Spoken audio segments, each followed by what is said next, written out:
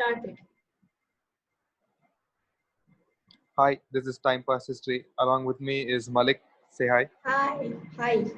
And I am not Malik. And today we are going to talk about the solar system, which is the family of the sun, which is on your right. The sun is the yellow ball in the sky that you don't see anymore because of lockdown. Malik, continue. Okay, yeah. So we first thought that, as human beings, we first thought that Earth was the center of the universe, which may or may not be right because, the universe is Yeah, infinite. because And look, everything. I tell you why the Earth is the exact center of the universe. Why? Because how far can we see with a telescope? Say Ah, it's 10 billion light years. Okay. okay. So you mark the point where the 10 billion light year thing ends. Draw a boundary. So it's a sphere, right?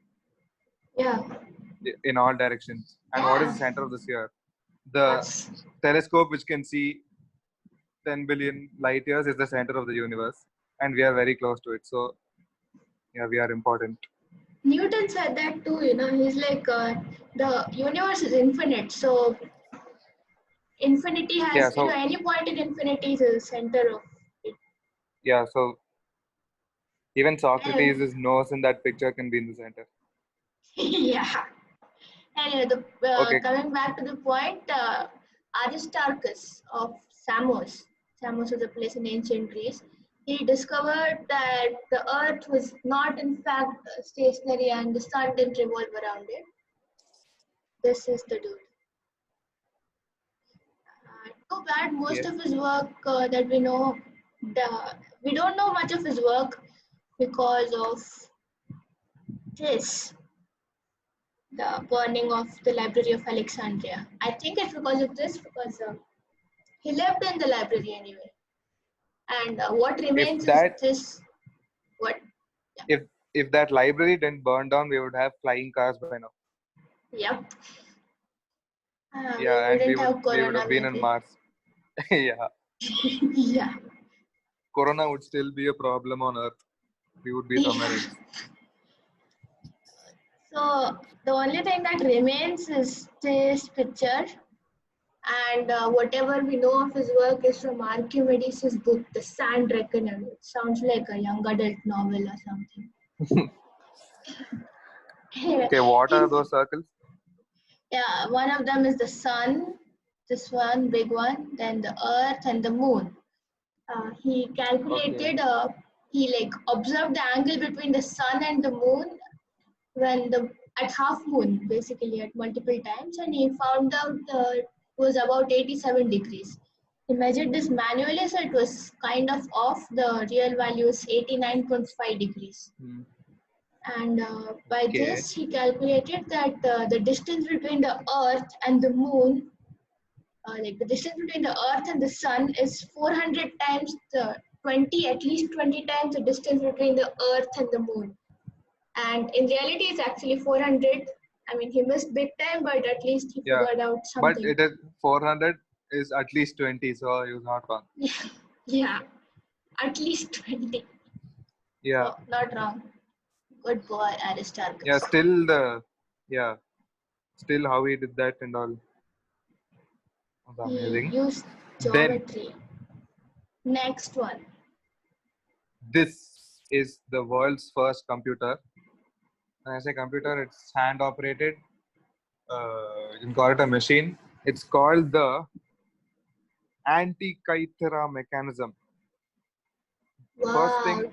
because it was found in an island called Antikythera, and second thing, because it's a mechanism. It was hand powered, and that wheel which you see, the big wheel was connected to a lot of small wheels, and there was a sort of dome around it, which had the night sky. So as you rotate the wheel, it shows exactly how the night sky would be today or tomorrow, depending how much you rotate it. So it would predict the entire night sky. And that this is Take before we had that. sky maps on Android. Take that, Charles Babbage. Analytical engine doesn't do this.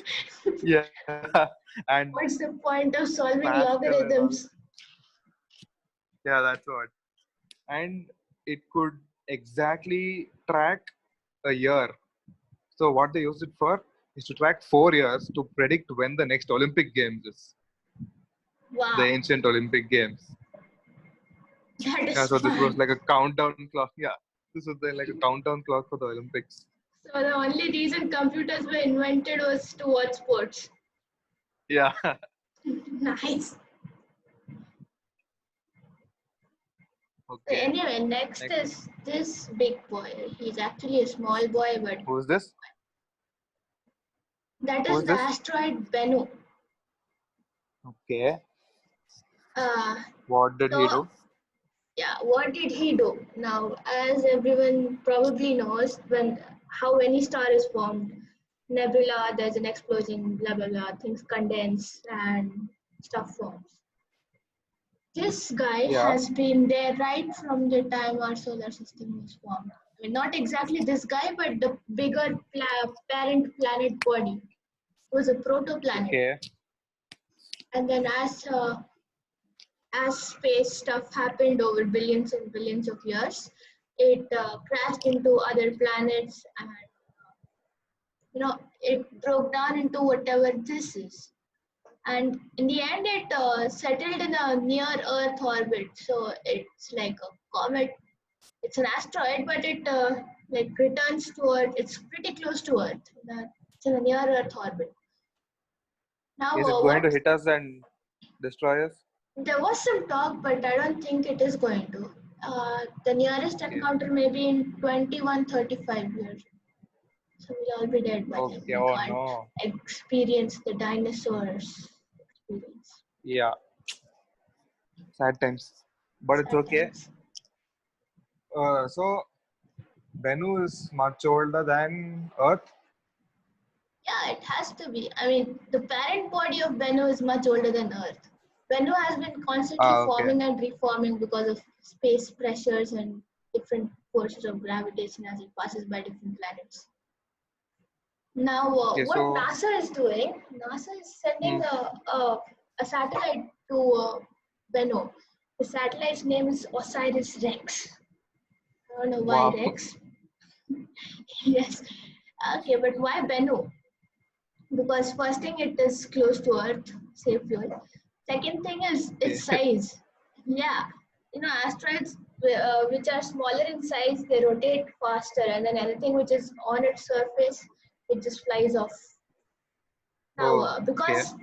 because Bennu has been there from the start of time, and there is this theory that life on Earth didn't originate on Earth. Some asteroid crashed, and then the primitive cells landed from the asteroid. Okay. Do they think that is Bennu? It Bennu is the closest thing we can get to proving this theory, or at least studying more about it, because it has been there from a long time, and it has carbon-rich composition. So there are chances we might find something there. Hmm. Okay. Moving on. This is the genius who lived around 1500 years back in India. It's called Aryabhatta. He was so jobless that he Invented calculated the zero. Yes, he invented zero, obviously.